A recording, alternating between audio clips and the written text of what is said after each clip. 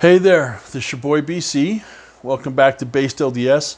Sorry I haven't posted anything in like the last 3 days. It's been busy. But I'm back and I've got some ideas for some videos. So I'll have two videos up today and 2 or 3 up tomorrow. I'll probably make them tonight but post them tomorrow. But today's video, I thought I would talk about the Young Men's Program. I am in the Young Men's Program now in South Dakota, in the branch I'm in South Dakota. I'm the Young Men's Advisor. There are 9 youth, young men, youth, in the branch. Only 2 are active, and they're both the branch president's sons. One's a deacon, one's a priest. He's on his mission in a few months. There's quite the age gap there.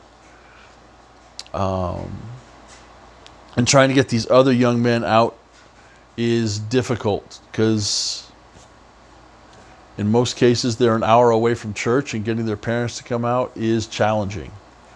But we're working. We're trying to do some things, and we'll see what happens. But before that, I was in a ward for 2 years where I was in the Sunday school presidency, and that was largely during COVID. So no church. And before that ward, for 9.5, maybe 10 years, I was in 2 different stakes, 4 different wards, young men's presidency each ward. And these were actual wards with large groups of youth. Young men, you've got 5 or 6 deacons, 7 or 8 teachers, and then 5, 8, whatever priests. So it was a good mix, and there was always graduation. There was a couple guys would leave, but 2 or 3 jump in, and primary jump up, and so there was always a good flow. And so I've been with the youth for a long time as a young men's advisor and also basketball coach.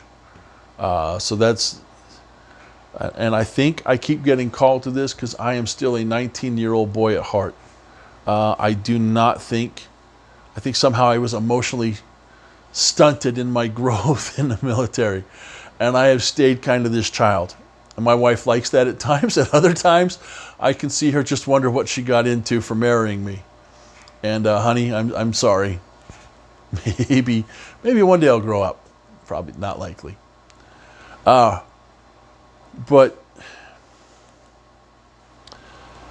my time as a young men's leader, I have seen so much change.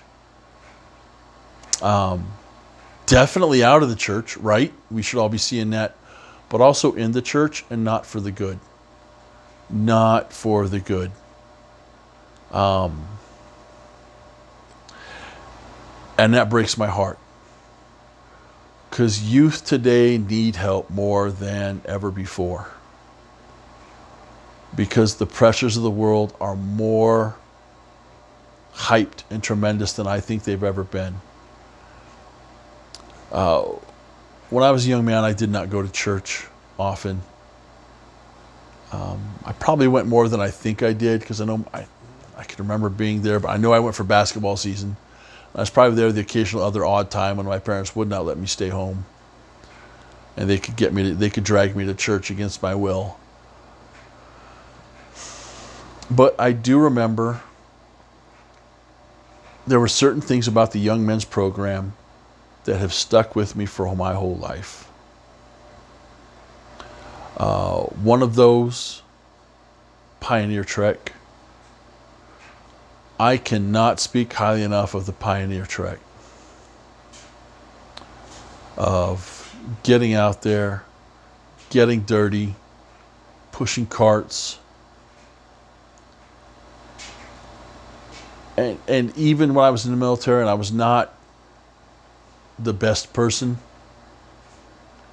I would think about that sometimes and how hard it was, and be grateful that I went through it. Whenever I was going through something in the military, I was like, but. So that stuck with me. And that's one of the things that lent itself well and I'll talk about this in another video, but a branch in Toulon, France saved me. Because I could put the memories of that Pioneer Trek and the feeling I got at that branch together and go, maybe the church isn't all bad. Because I did have for a while a very negative opinion of the church. And that's for another video another time. Because I'm full of stories. I'm full of a lot of stuff, some of them stories. But also I can remember two young men's leaders who were important. And it wasn't because of the lessons they taught. It was because of the example they showed. And I remember, I think I was a deacon in the Arvada 6th branch, Arvada ward, long ago. That's been changed and shuffled up and broken up since then. And my parents were trying to get me to go to church. And there was a young men's leader. His name was Matt Ball. And Matt was fantastic. He was just a bro. But he was a bro with the testimony. I knew he believed in the church, and I respected that because I could tell he tried to live what he preached. And that was honest and genuine and sincere. And he was just the coolest guy. And I still, to this day, I love the fact that I can watch Footloose and see him in it. He was a professional dancer. He had a couple spots in Footloose. You know, he's the guy dancing at the video game arcade machine. And then later on, he's the guy at the end when they're doing like the school dance or whatever it was in the barn or the flour mill or whatever it was. He's one of the dancers just, you know, in that spot. So I can still see him, and I still see him as he looked 30 years ago. But Matt was cool, and Matt was great. And Matt never gave me a reason to think anything bad about the church. And he made me feel good about who I was. Did not get on me because I was not a regular church attender. Just, he was always glad to see me there. And then the other young men's leader that sticks out to me, I want to say his name is Chris Nelson, but I know I am so wrong. I know I'm so wrong. Maybe if I reach out to a couple guys from high school, they might remember him. And I did not have him as a leader long because he was called in when I was like a senior in high school. And he was the one that showed up at my door and said, if you're going to play ball, you got to come to church. All right, I'm there. And he was a man's man, you know. He set an example of what a man should be like, how he should treat women, how he should treat the gospel, and how he should treat other people. And he was just cool. And I remember, and see, this is something stupid and something petty, but it meant something to me. It's youth basketball. And it was a time when deacons played with the teachers and priests. And we had a deacon, his name was Brandon. Brandon could ball a little bit, but he was, 12, barely 12. Little kid, but he could ball a little bit. And he embarrassed somebody on the court with a crossover. And a couple plays later, they ran a moving clothesline on him. You know, they're not standing still and put the arm out, but they're running and have the arm out and just hit him at the net. Kid flip. And Chris was coach. He looked up, he's like, and the ref's like, and Chris knew what kind of guy I was. I was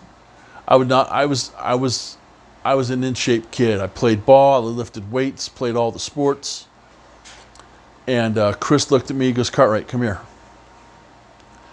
He goes, do you see what happened? I said, oh yeah. He goes, get in there. Don't foul out. Do you understand? I want you to get them and make them play that physical game and do not foul out. I want you to hit them, but do not foul out. Am I clear? And I'm like, oh, I get it. Oh, I get it. And the first thing I did, I set a pick legal that ruined a kid's day. And when one of the kids tried to complain to the ref, I'm like, what? You didn't tell him I was there? Why don't you talk? Because I ran my mouth. I was big enough to back it up. It was beautiful. But what I loved about Chris is he looked at me, he knew who I was, he knew what I was about, and he knew what I could do. And he put me to work in a way that I enjoyed. I like a physical game of basketball. I do. It's something that's always stuck with me. I'm the guy, I like to get up, get the rebound, get the garbage bucket off the rebound, you know, play in the post, elbows, and it's all good. And I respect the fact, I still remember how good it felt to have, like, yeah, you can count on me to go out and get some justice. To give these gentlemen a reckoning. And he knew me well enough, he knew what I could do, and you might think that's something small and petty, but it was something that mattered to me.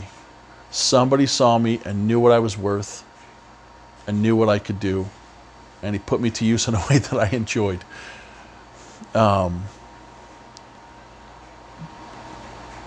Yeah, okay, so it's a petty story of revenge, but it's one I liked. But I tell these stories because when I got through with my talk, I had 5 or 6 other men older than me, my age or older, that all walked up at some point after church that all said, hey, I had 2 or 3 that were like that. And then they would tell their stories about those young men's leaders, the examples they set as young men.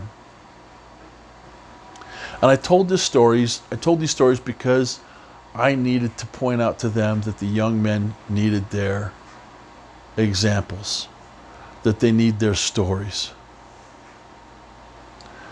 So if you're watching this video, when you go to church in a couple days, or whenever you hear this video, I want you to look at the young men. And I had the young men come up on the stands, and the 2 missionaries that are new to our ward, because the missionaries are included in this. These are young men that need your help. They need stories of faith and guidance to lift them up when times get rough. They need stories of faith from a Christ-based perspective so that they don't get lured in through the progressivism of the world and they become nuanced Mormons or progmos. You know, the fools who put their identity above Christ, their relationship with Christ.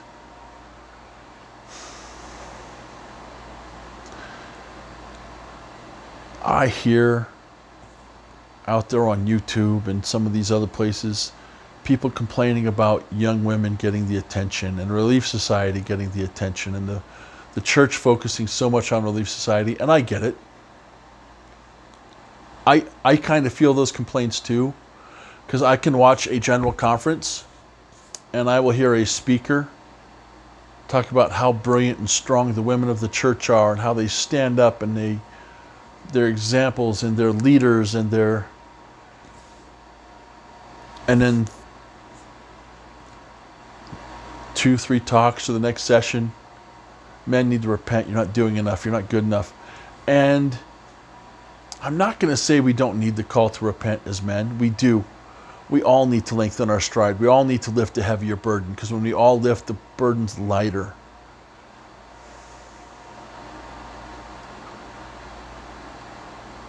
But women are glorified, men are told they suck.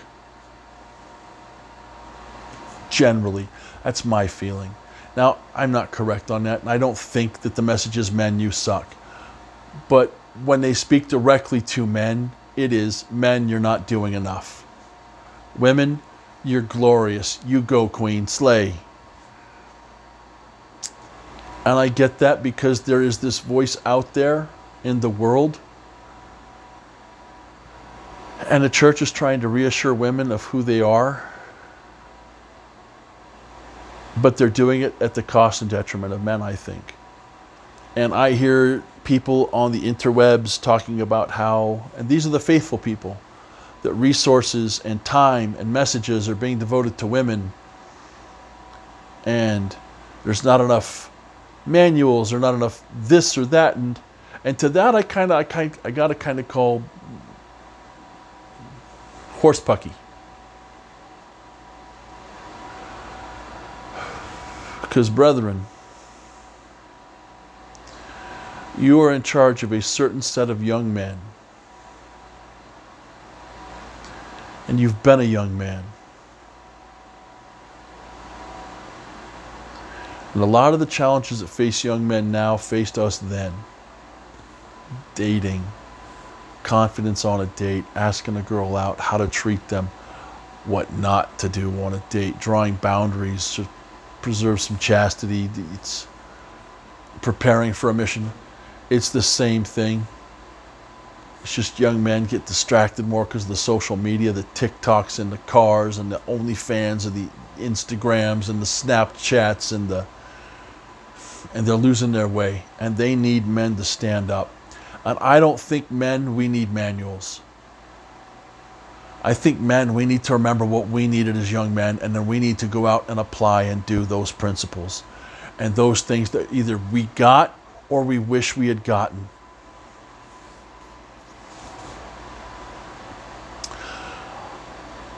I think generally I'm popular with young men because I employ what I call tough love. When I coached basketball, we would win by 20.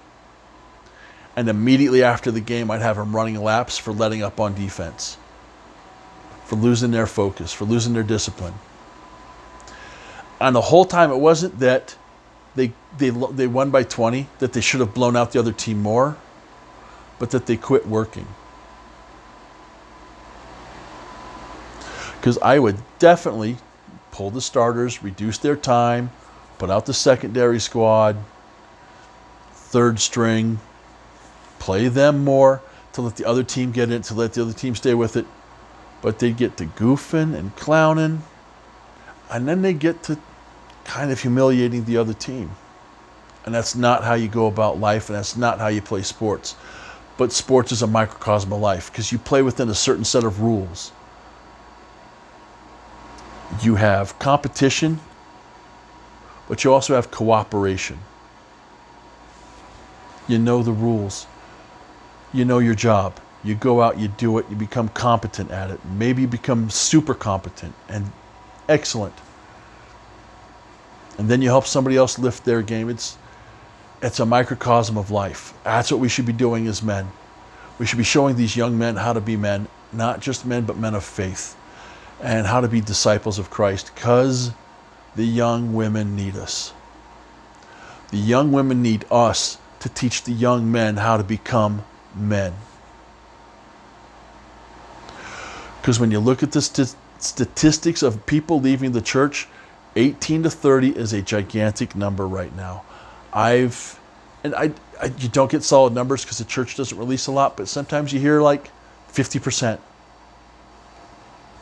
I don't know if I believe it, but I don't know that I doubt it. Because I do know some young men that have stopped. I know one of them's a famous TikTok YouTube. He and his wife. And that breaks my heart because the kid knew better. But the world got in his ear. But the young men need examples. They need your time and your love. And that's one of the things when I served my mission in Quebec. And with the exception of Montreal, maybe a couple other places, everywhere I served were branches. But everybody was involved in what the youth were doing. Not just the young men, not just youth, but with the youth. Because they understood the youth were the future. I'm 51. I have screwed up so much in my life, but I've put myself on a track. It's possible I could screw up and put myself off it again. But for the most part, I have committed myself to a certain course of action to stay on a certain path. And I've done it for a certain number of years now. I've probably pretty much set myself up to get where I want to be. And a lot of you adults out there are like that. You're reading your scriptures, you're saying your prayers, you're going to the temple, you fill in the blank. And it's because you have a conviction. If you don't have a conviction doing these things, you're a checkbox Mormon. But if you have a conviction, you're doing these things because you know the value. The value of the work. Because the work builds faith. And there's a reason for works and faith. Works build faith. And the young men need to see that. They need to know why they should read their scriptures. They need to know why they should pay tithing. And it's not from a lecture. They need to see us do it, how we work in action. Because the statistics are 18 to 30, they're leaving the church. And it's very seldom the sisters leaving on their own. Sisters tend to stay, and the young men, the becoming men, are leaving. And if they leave, they either make life rough on their wife, or they drag the wife and kids out with them. I have seen this in so many examples and so many heartbreaking situations play out, where when the man stops, he drags the woman out with him. I do think there's a reason we need a certain number of priesthood before we start a branch or a ward, or because you need a certain presence there.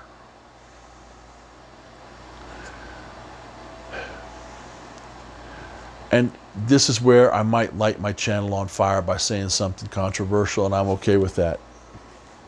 But this is where I think the world and the church go astray. And there's a podcast I like to listen to. It's called Lotus Eaters. And it's just a couple years old. Before that, there was a guy, Sargon of Akkad, who started Lotus Eaters. I like Sargon. I know if you've heard of him, you might have heard things. I don't think he's a bad dude. I do not.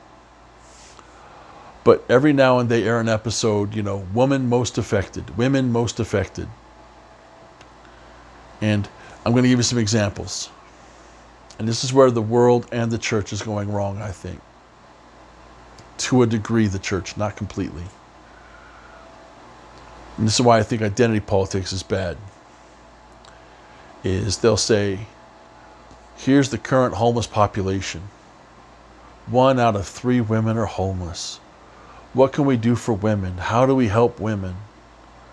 And I understand the sentiment. No, I do not want a woman on the streets. No, I do not want a woman homeless. But again, I point you back to women most affected. That's a tongue-in-cheek, ironic, sarcastic, because if it's 1 out of 3 homeless are women, then 2 are men. But we focus on the woman.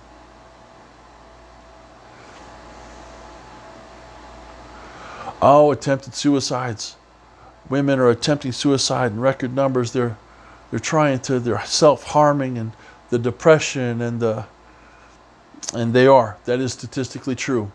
Women attempt suicide at higher rates than men do. That said, the numbers drastically, tragically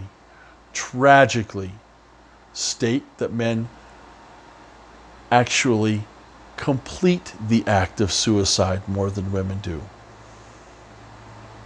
But when we talk about suicide, people die. Let's stop suicide. Then it's people.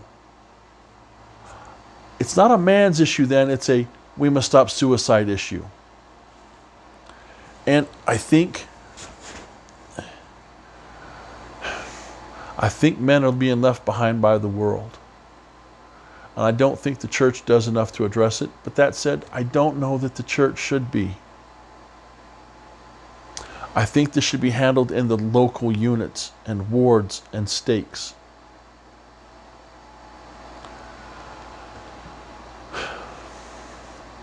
Because, and the reason I don't think men need manuals from History of Revelation is you're working with young men. You know what they need. You can speak to an individual's need more than you can a gender's need. And this is why I don't like the identity politics, because you get away from the individual, and the gospel's about the individual. Christ died for all, but they're saved one at a time. Christ heals all. But the healing happens one at a time.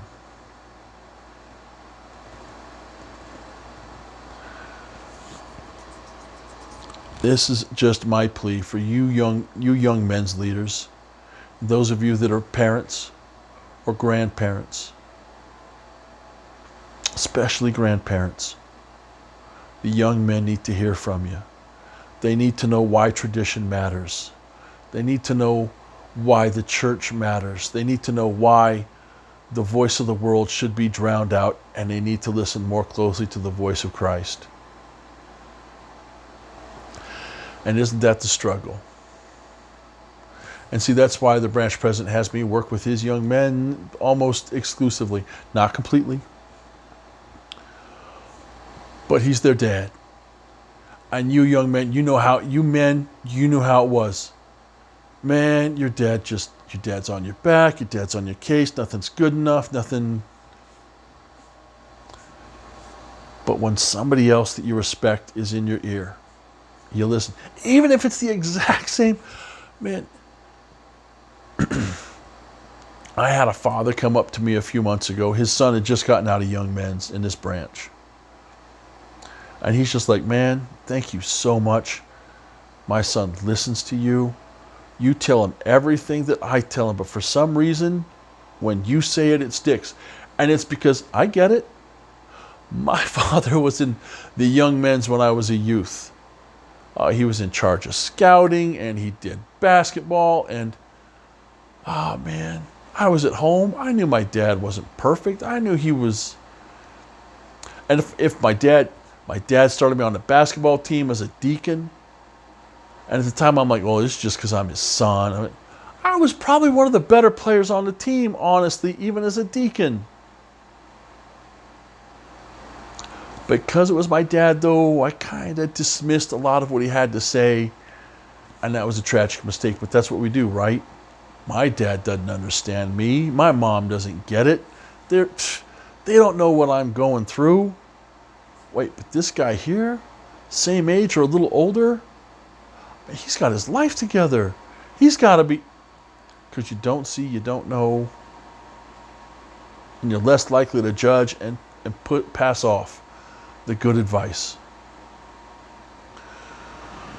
So you young men's leaders, if you're worried about resources, stop it. Pray. Seek revelation. There are manuals out there, but I personally don't think you need manuals.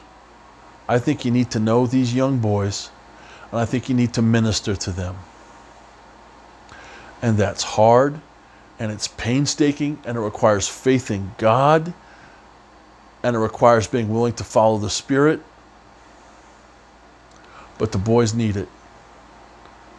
These young men need it. They need to know you care, and that you put in the time and the effort for them. That's why I remember my two young men's leaders.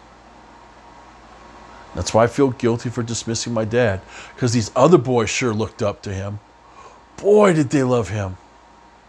And I didn't get it. I had a mindset and mentality that it cost me. So, brethren, help out with the young men. Look for ways to involve yourself with young men.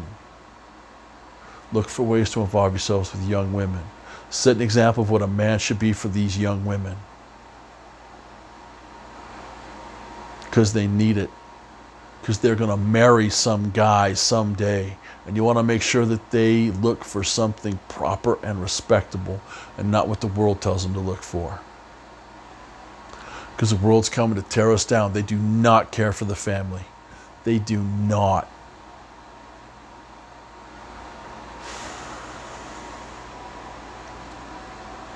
They don't care what happens to your kids. The world doesn't. Boys are no longer boys and girls are no longer girls. You can change. Heck, you don't even need to be a boy or a girl. You can be a Zer, they, them, dog, rat, alien, unicorn, princess. Yeah, just the ridiculousness of the world, and you need to fight back against it, and you need to teach these kids how to fight back. And if you sit back and tell yourself, oh, what do I know? Oh, well, you're coming up faithful in the church. You've done something right. Share it. Even just some time. Give it. That's your sacrifice upon the altar. That's the only thing you have to offer is time. Put it on the altar and light it on fire and burn that sacrifice. Send that sweet smoke to heaven. And let God know you did it. You did the time, you did the work, and you cared enough. And you'll be rewarded, and you'll be blessed, and these kids will be blessed.